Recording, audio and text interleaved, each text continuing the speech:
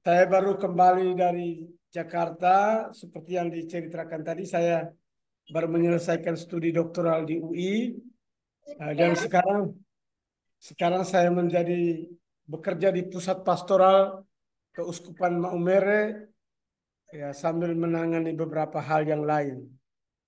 Jadi saya setelah 10 tahun keluar dari Maumere, mengambil kuliah S2 di UI, lalu ambil program Intercultural Studies di Amerika, lalu kembali melanjutkan kuliah doktoral bidang sosiologi politik di UI, dan sekarang sudah menetap di Maumere. Kalau Bapak Ibu lihat ada foto di belakang, itu saya sedang dalam proses pembangunan, sudah 12 tahun belum selesai membangun replika kota Bethlehem. Jadi ini salah satu gerejanya. Saya membangun kisah kelahiran Tuhan Yesus Kristus, mulai dari patung Yohanes Pembaptis,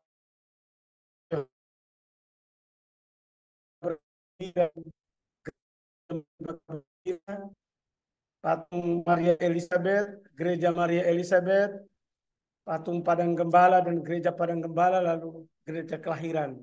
Pembangunan sudah berlangsung 12 tahun, masih kurang lebih sekitar 40%-an karena ini proyek besar, tapi kami terus bergerak bersama. Karena itu saya dengan bangga menaruh di latar belakang ini ya karya saya di keuskupan ini. Mudah-mudahan cepat. Itu perjalanan singkat saya. Saya akan uh,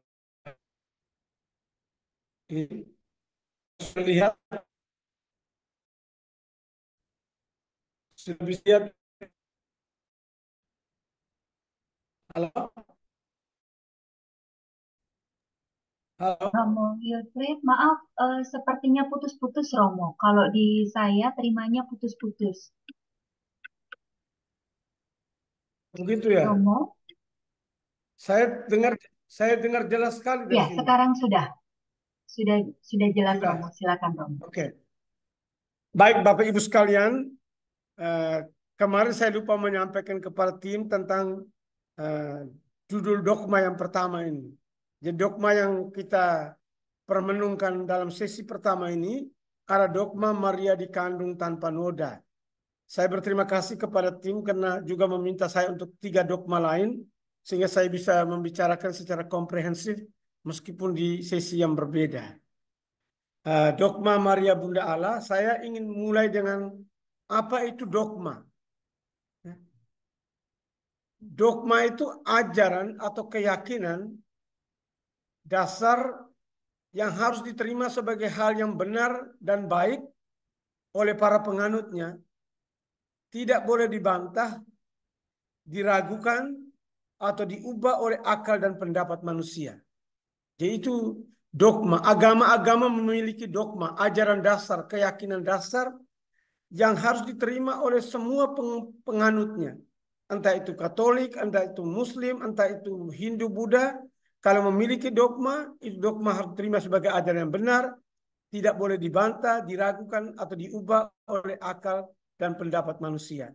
Karena itu dogma gereja Katolik itu kebenaran diwahyukan Tuhan dan dinyatakan oleh magisterium sebagai sesuatu yang benar, yang mengikat semua umat yang beriman Katolik. Jadi kalau kita bicara tentang dogma, itu hal yang mendasar yang kebenarannya tidak bisa kita diskusikan. Yang ada hanyalah bisa kita terima, dan kalau kita membutuhkan penjelasan-penjelasan atas dogma, tetapi tidak untuk dipersoalkan lagi, karena itu sudah final dalam gereja Katolik. Nah, siapa yang disebut dengan magisterium? Nah, kalau kita punya kekayaan, sumber kekayaan iman Katolik itu kitab suci, ajaran magisterium, dan tradisi-tradisi suci. Yang kita pelajari dalam dogma Maria ini adalah hasil dari eh, magisterium. Magisterium itu adalah kelompok orang yang berwenang dalam hal pengajaran iman Katolik, yaitu Sri Paus dan para uskup dalam kebersamaan dengan Allah sendiri. Jadi itu magisterium itu bukan manusia yang berkumpul satu sama lain saja, tapi manusia yang diinspirasi dan diterangi oleh Allah sendiri. Itulah magisterium, magisterium Gereja Katolik. Nah, dalam Gereja Katolik kita memiliki 4 dogma Maria. Tadi disebut dogma 1, dogma 2, tapi dogma itu ada namanya, ada judulnya. Dogma Maria dikandung tanpa noda, dogma Maria perawan abadi atau Maria tetap perawan, dogma Maria Bunda Allah, dan dogma Maria diangkat ke surga dengan jiwa dan badan. Keempat ini ajaran magisterium yang kita terima sampai hari ini. Saya akan tampil pada kesempatan ini dengan tema pertama, Maria dikandung tanpa noda. Nah, saya ingin memberikan keterangan sedikit. Kemarin penghubung meminta saya untuk menyesuaikan dengan waktu. Nah, saya menjelaskan kepada itu, penjelasan kalau terpotong-potong atau tidak lengkap, maka dogma ini akan diterima dengan tidak lengkap dan akan menimbulkan banyak hal yang tidak jelas. Karena itu kalau saya diminta untuk memberikan penjelasan tentang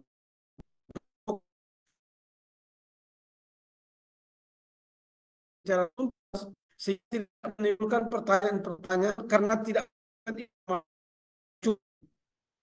juga ada pertanyaan apakah bisa dipenggal-penggal penjelasannya.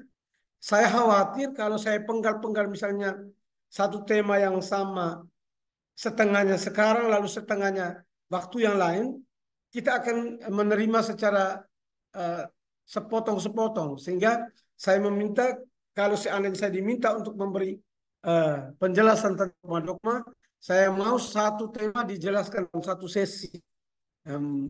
Karena itu saya mulai dengan yang saya anggap lebih pendek dari 3 dogma. 3 dogma yang lain penjelasannya agak panjang. Yang saya buat malam ini di kanon Tanoda, ya lebih pendek dari yang lain. Tidak tahu pendek apa, tetapi lebih pendek dari 3 dogma yang lain. Bapak Ibu yang saudara-saudara sekalian, saya minta maaf. Ini bunyi dogmanya. Ya. Dogma ini terbit pada masa Paus Pius ke-19, persisnya pada tanggal 8 November 1854. Mari kita ikuti bunyi dogma ini. Para magisterium gereja merumuskan dogma Maria dikandung tanpa noda demikian. Bunda Maria yang terberkati, seketika pada saat pertama ia terbentuk sebagai janin, oleh rahmat yang istimewa dan satu-satunya yang diberikan oleh Tuhan yang Maha Besar,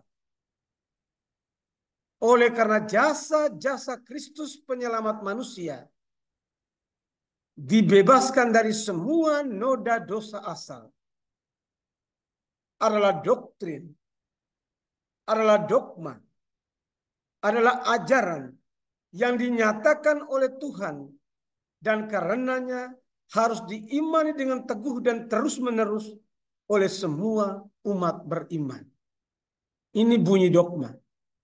Bunda Maria yang terberkati, seketika pada saat pertama ia terbentuk sebagai janin, oleh rahmat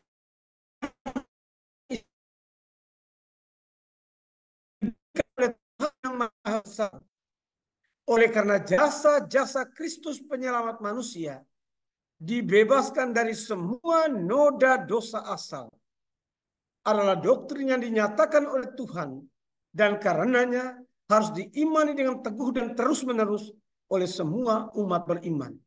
Teguh dan terus-menerus artinya diimani secara kuat dan tidak pernah dinyatakan salah oleh semua umat beriman.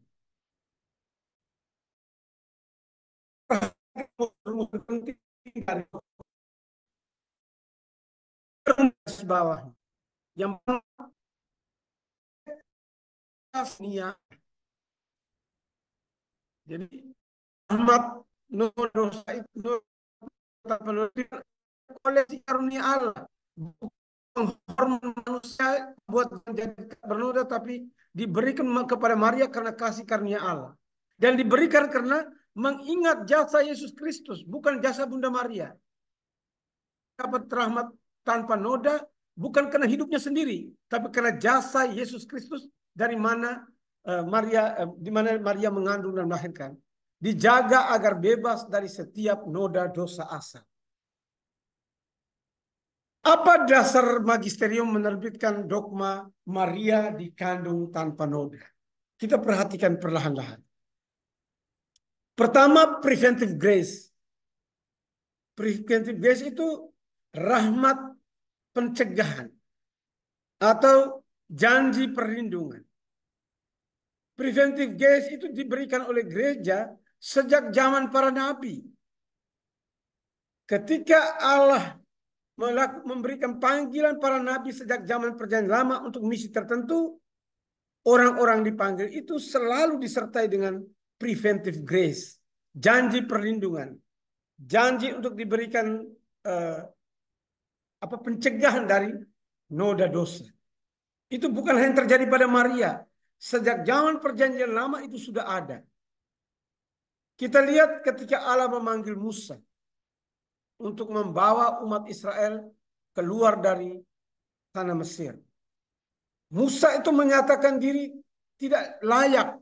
Musa menyatakan diri tidak pantas. Tapi Allah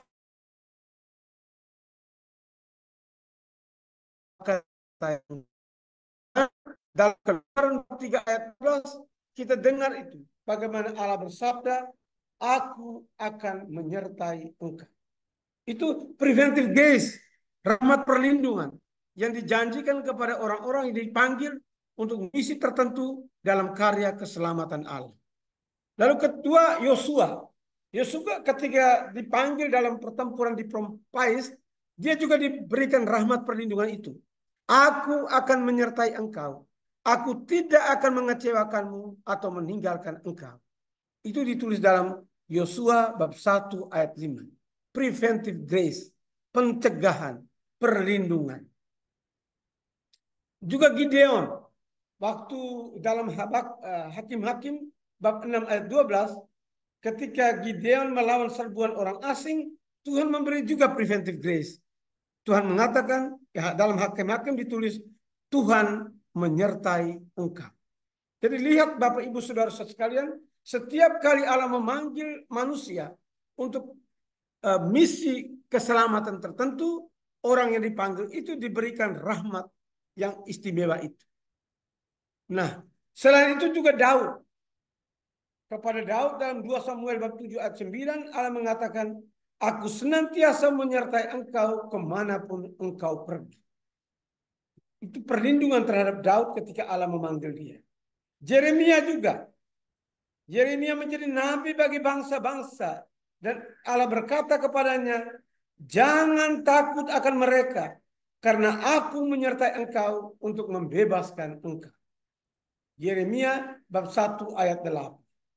Jadi lihat Bapak Ibu sekalian, inilah dasar bagi magisterium untuk menetapkan bahwa Maria juga sejak dipanggil untuk menjalankan misi menjadi bunda Allah, menjadi bunda Tuhan Yesus, itu mendapatkan preventive grace.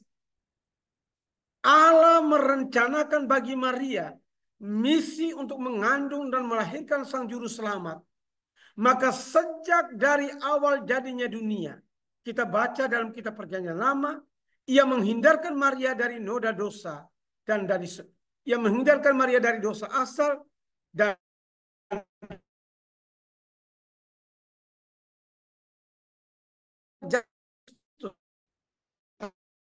seandainya dikandung oleh Maria, Maria tidak mendapatkan preventive grace. Jadi itu lihat konektivitas antara jasa Yesus Kristus dengan preventive grace yang diberikan oleh Maria. Alasan bahwa Maria akan mengandung dan melahirkan Yesus, dia sejak awal diberikan rahmat, tidak mengalami noda dosa asal. Kita ada juga dasar biblis atau dasar kitab suci. Kejadian bab 3 ayat 15. Kita temukan kata, aku akan ada permusuhan antara engkau dan perempuan ini. Keturunannya akan meremukkan kepalamu dan engkau akan meremukkan tumitnya. Di sini lihat bagaimana Allah melindungi Maria dari kekuasaan kegelapan setan. Kita lihat ular, ular adalah setan. Sedangkan keturunan wanita yang meremukkan kepala ular adalah Mesias. Artinya, perempuan yang bermusuhan dengan setan dari bunda Mesias pasti bukan Hawa si pendosa, melainkan bunda Mesias yaitu Maria. Jadi kejadian itu memberi kita satu catatan dari awal bahwa Allah sudah mengadakan permusuhan antara wanita dan perempuan itu untuk membuktikan bahwa Maria sejak awal memang dilindungi Allah untuk bebas dari gangguan dosa, termasuk juga dosa yang terjadi di Eden, Hawa di Taman Eden. Yang dimaksudkan di situ bukan Hawa pendosa, tetapi Maria bunda Yesus. Aku akan ada permusuhan antara engkau dan perempuan ini, keturunan akan meremukkan kepalamu, dan engkau akan meremukkan tumitnya. Dalam Lukas bab 1 ayat 28 tertulis, salam hai engkau yang dikaruniai, Tuhan menyertai engkau. Origenes mengomentari teks ini dengan mengatakan bahwa ada manusia lain kecuali salah satu bapak gereja awal, dan dia mengomentari ayat 28, menurut dia kata karunia itu dalam teks-teks gereja Katolik tidak pernah dipakai sebagai sebutan untuk manusia lain. Di karunia itu hanya diberikan kepada Maria. Maria adalah yang dikaruniai. Tidak bisa dicemari dosa asal dan semua dosa. Sebab dosa membuat manusia tidak dapat menerima kepenuhan karunia. Buktinya Maria menerima tidak memuji dosa. Lalu ada itu akan boros. Tradisi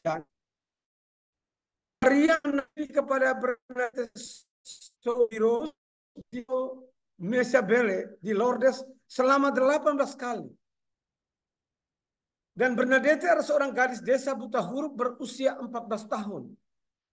Pada penampakan ke-16, Bunda Maria sendiri menyatakan kepada Bernadette bahwa dia adalah perawan yang dikandung tanpa noda dosa.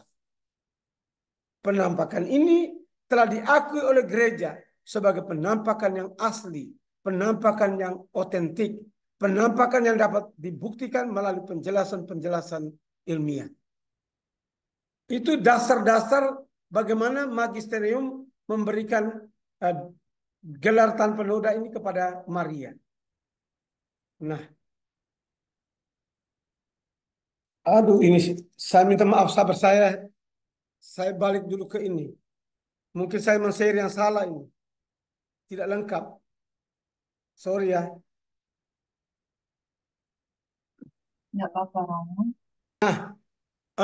Bagaimana Maria menjadi teladan bagi gereja Katolik dengan penjelasan yang beberapa penjelasan tadi bahwa Maria mendapatkan perlindungan sejak awal oleh rahmat perlindungan diterima oleh, dan itu juga terjadi pada diri Maria, dan beberapa penjelasan dari teks kitab suci tentang bagaimana kitab suci membuktikan bahwa Allah memang melindungi Maria sejak dari awal karena jasa Yesus Kristus. Justru karena Maria melahirkan Yesus Kristus, maka Maria mendapatkan rahmat besar itu, sukacita yang besar bahwa dia diselamatkan dari noda dosa asal. Nah, bagaimana Maria menjadi tak bernoda itu menjadi teladan bagi gereja. Walaupun mendapatkan preventive grace, tidak berarti bahwa setan tidak mencobai Maria. Ini catatan penting untuk kita semua. Meskipun mendapat positive grace tidak berarti bahwa setan tidak mencobai Maria. Sebagai manusia, Maria juga mengalami cobaan setan, tetapi ia secara aktif menghayati kehidupan yang suci. Yang kedua, seperti Maria, setiap anggota gereja terus berjuang mengalahkan setan dan mengandalkan kekuatan Roh Kudus. Bapak Ibu sekalian, saya minta maaf sekali, saya sudah coba cari ini, tapi saya rupanya salah menempatkan ini. Akan mengganggu kalau saya harus ini, sehingga penjelasan itu menjadi sangat singkat ini Bapak Ibu sekalian. Mudah-mudahan kita ini sudah di terakhir kalimatnya ini. Mari kita segera akan menutup ibadat kita ini. Sebelum Romo memberikan doa berkat, mari kita mendengarkan satu pujian lagu penutup. Silakan Ibu Faulina. Ya namamu Maria, Bunda yang ku cinta, menawan hati segala anakmu, patut nama itu hidup di batinku, dan nanti ku ucapkan di saat ajalku. Ya nama yang keramah, perisai hidupku. Dengan nama Maria, aku pasti menang. Patutlah nama itu hidup di batinku, dan nanti ku ucapkan di saat ajalku.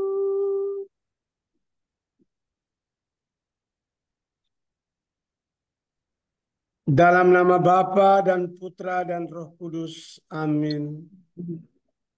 Tuhan Allah Bapa yang Maha Kuasa, kami mengucap syukur kehadirat-Mu atas berkat dan rahmat yang Kau berikan bagi kami, terutama selama masa bulan Rosario ini.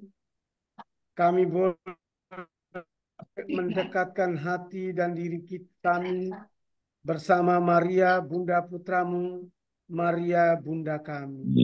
Kami ingin meneladani kehidupannya, hidup yang suci, hidup yang selalu mengandalkan Dikau, hidup yang senantiasa menyerahkan diri untuk karya-karya keselamatan. Berkatilah kami ya Tuhan, semoga hidup kami pun menjadi pujian bagi nama-Mu. Semoga sebagaimana Bunda Maria, kami senantiasa menaruh iman dan kepercayaan kami kepadamu, menyerahkan semua kehendak-Mu terjadi atas diri kami, dan ikut dalam pelayanan untuk memberikan karya keselamatan bagi dunia ini. Berkatilah diri kami masing-masing, beri kami kesehatan rohani dan jasmani. Berkatilah keluarga-keluarga kami, semoga selalu dalam iman dan keyakinan akan Dikau. Berkatilah komunitas kami, agar dari waktu ke waktu kami akan bertumbuh dalam buah-buah rohani. Dan beri kami istirahat malam ini, agar kami dapat beristirahat dengan sentosa, dan besok boleh bangun kembali dalam keadaan sehat walafiat. Tuhan bersamamu. Bersama Roh. Semoga kita sekalian dan istirahat malam kita diberkati Allah yang Maha Kuasa, Bapa dan Putra dan Roh Kudus. Amin.